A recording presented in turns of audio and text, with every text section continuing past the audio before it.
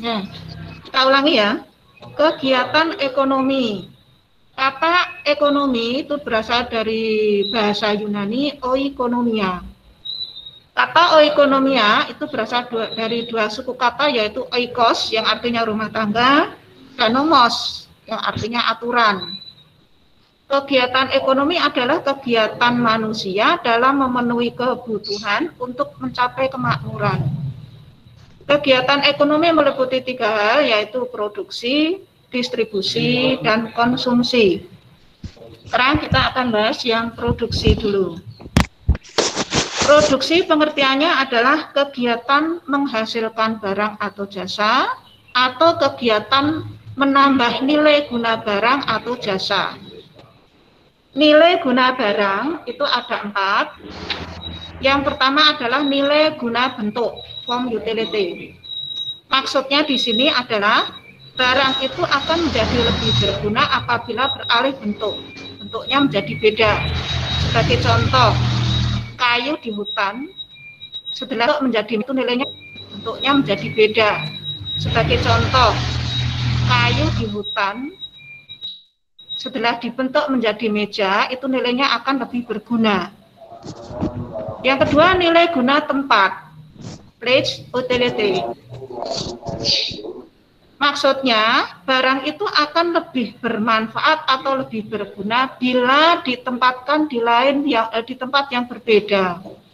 Sebagai contoh, pasir. Pasir itu ketika masih di sungai harganya akan berbeda atau gunanya akan berbeda ketika sudah menjadi bangunan gedung.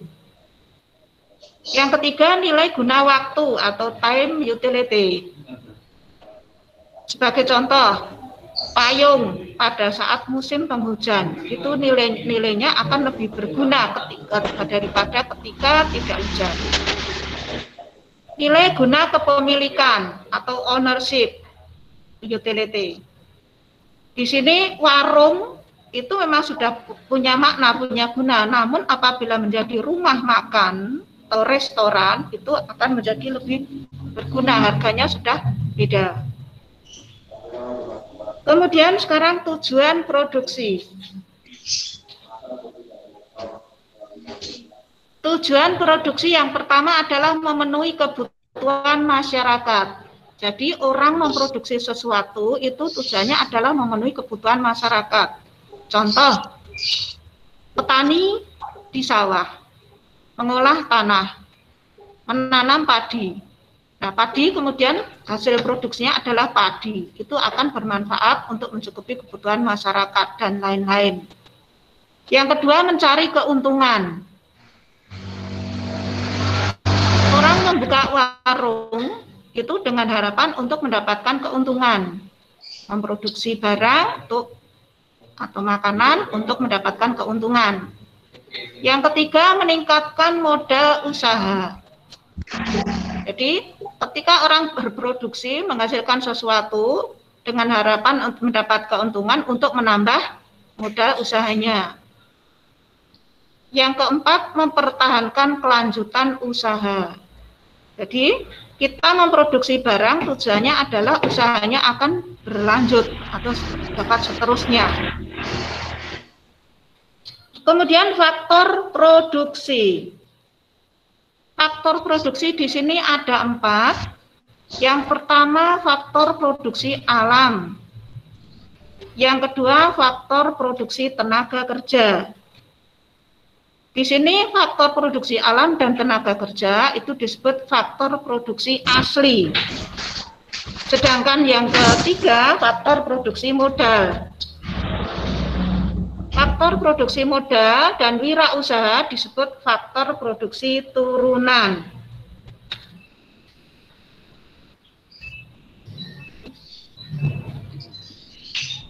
Kemudian sekarang faktor produksi alam. Contohnya adalah tanah, hutan, fauna, barang tambang, air, udara. Tanah diolah itu bisa menghasilkan sesuatu.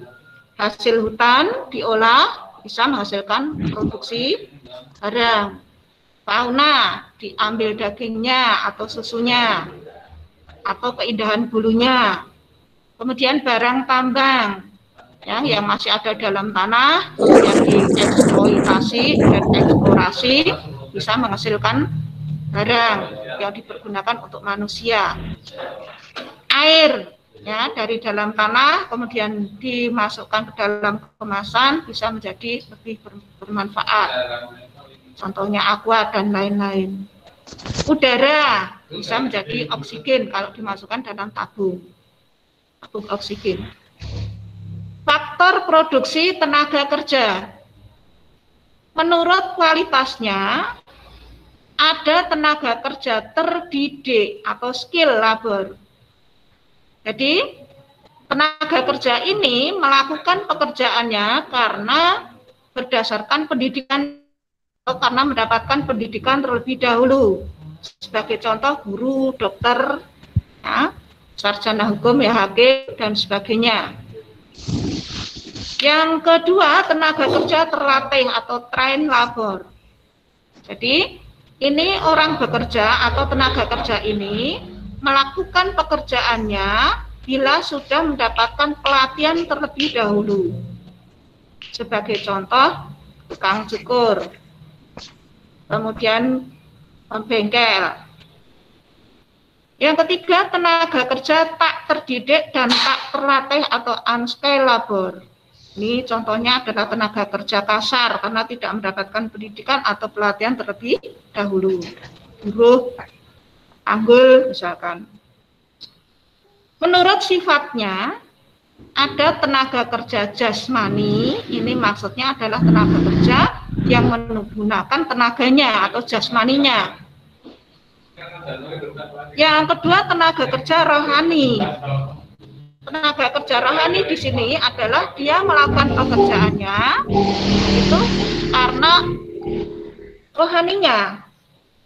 Sebagai contoh, guru itu menggunakan kerja karena rohaninya. Kemudian supervisor dan sebagainya itu menggunakan kerja rohani. Selanjutnya, faktor produksi modal. Modal menurut wujudnya ada modal uang dan modal barang. Dan uang yang dijadikan sebagai modal, barang yang dijadikan sebagai modal. Contohnya kalau barang yang dijadikan modal misalnya ya mobil misalkan, gedung, almari, dan sebagainya. Menurut sifatnya, ada modal tetap, itu yang tetap sekali beli bisa dipakai seterusnya. Nah, kemudian modal lancar, kalau modal lancar itu sekali habis ya. Contohnya barang mentah, barang setengah jadi. Modal variabel ini berupa uang ya, uang tunai.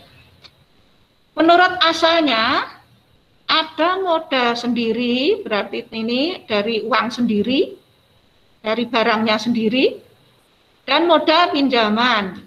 Kalau modal pinjaman berarti pinjam dari orang lain atau bank. Menurut bentuknya ada modal real atau nyata, itu nyata kelihatan nampak. Modal abstrak, kalau modal abstrak itu berupa jasa ya, misalnya pengusaha atau kewirausahaan, itu adalah modal abstrak, pikirannya yang dipakai.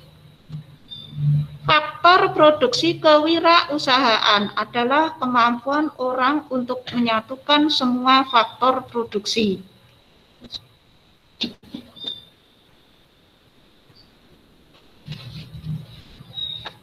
Yang berikutnya adalah kegiatan distribusi. Kegiatan distribusi adalah kegiatan menyalurkan barang atau jasa hasil produksi kepada konsumen. Nah, kegiatannya disebut distribusi, kalau orangnya disebut distributor. Tujuan distribusi yang pertama menyalurkan barang dari produsen kepada konsumen. Yang kedua, agar hasil produksi lebih berguna bagi masyarakat. Yang ketiga, kebutuhan masyarakat akan barang dan jasa terpenuhi. Keempat, agar kontinuitas atau kelangsungan produksi bisa terjamin. Berikutnya adalah saluran distribusi.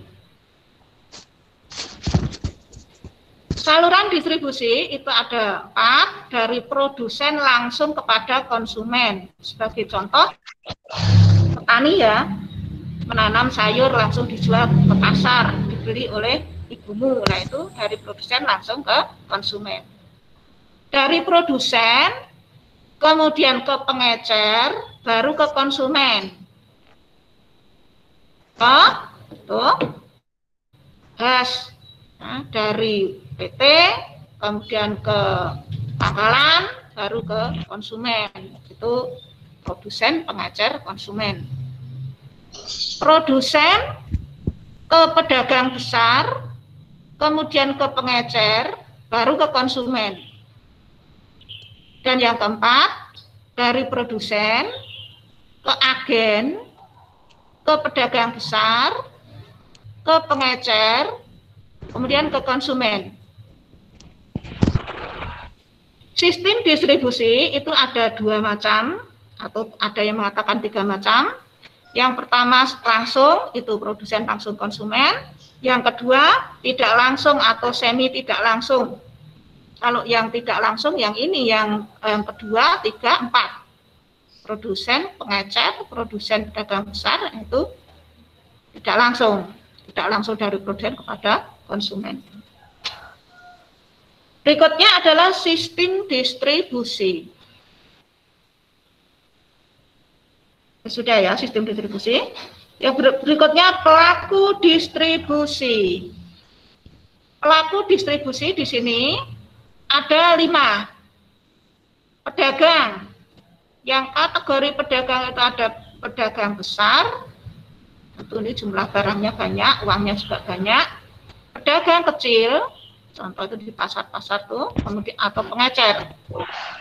Yang kedua agen. Yang ketiga makelar. Keempat pedagang komisioner atau pedagang komisi.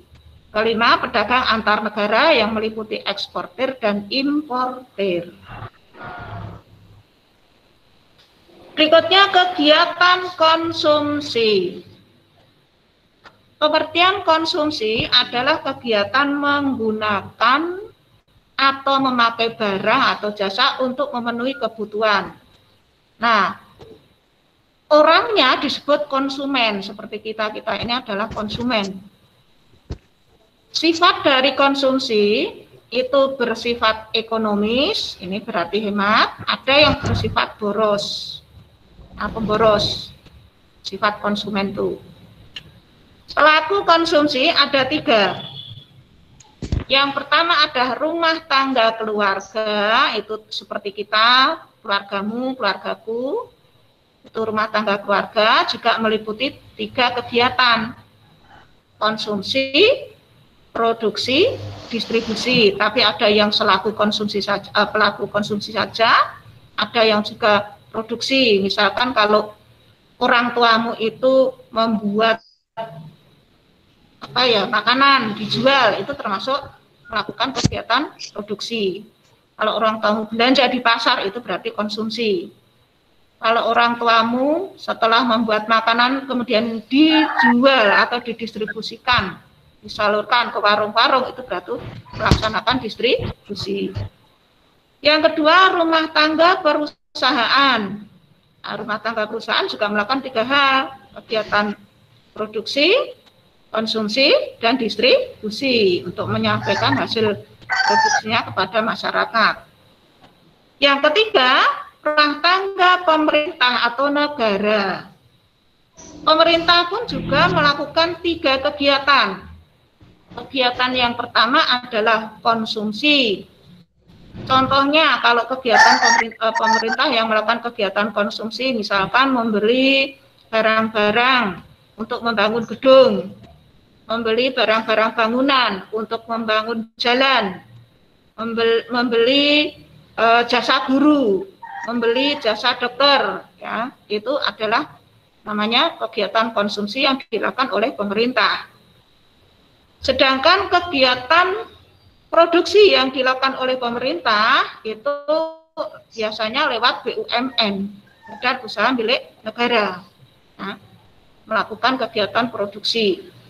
Kemudian kegiatan distribusi, ya kalau di sekolah contohnya pemerintah memberikan dana BOS, ya, mendistribusikan uang pemerintah yang diberikan kepada sekolah untuk kegiatan belajar mengajar. Kemudian bantuan siswa, ya, beasiswa, itu juga distribusi yang dilakukan oleh pemerintah. Oke, itu materinya. Ada pertanyaannya. Nah, itu materi sampai dengan saat ini untuk kegiatan ekonomi. Ada yang mau bertanya atau belum jelas? Kalau ada yang mau bertanya silakan.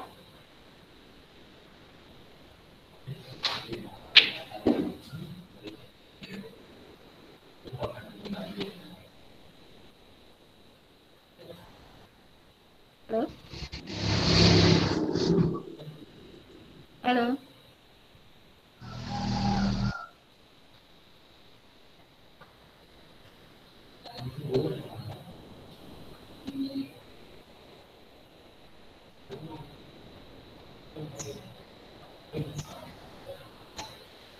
Ada yang mau bertanya tidak? Halo? Tidak, Bu.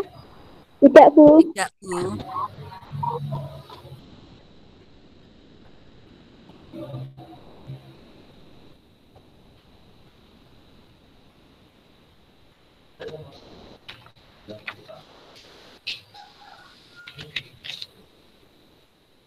Kalau tidak ada yang mau bertanya, kalian bisa belajar lagi dari materi yang sudah di-share di Google Classroom, ya, PPT kegiatan ekonomi, dipelajari lagi untuk memperdalam pengetahuan kalian.